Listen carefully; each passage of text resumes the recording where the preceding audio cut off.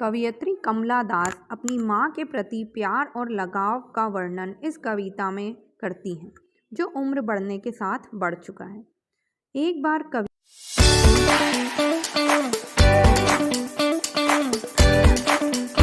कवयित्री अपनी माँ से मिलने गई।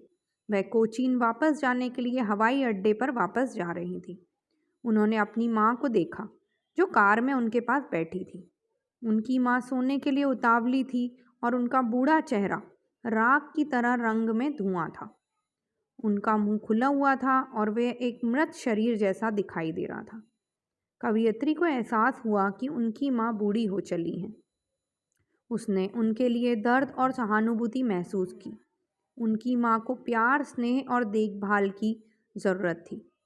उदासी से बाहर आने के लिए कवयित्री ने अपनी नज़र हटाई और कार की खिड़की से बाहर देखा।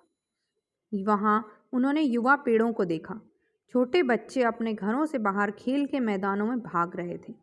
ये बातें उनकी माँ के बुढ़ापे के विपरीत थी।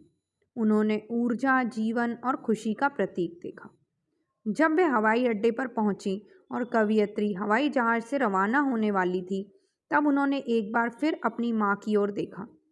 उनकी माँ सर्दियों के मौसम में चांद की तरह कमज़ोर और पीली दिखाई दे रही। जब वे अपनी माँ को खोने का डर रखती थी, एक बच्चे के रूप में वह कुछ क्षणों के लिए भी अपनी माँ से अलग नहीं हो पाती थी। अब ये जो नुकसान है वो स्थायी होगा, क्योंकि अब उनकी माँ मरने वाली थी और वह हमेशा उनसे अलग हो जाएंगी। कवयित्री ने अपनी भावनाओं को व्यक्त नहीं कहा। उन्होंने मुस्कुराते हुए कहा, जल्दी मिलते हैं अम्मा।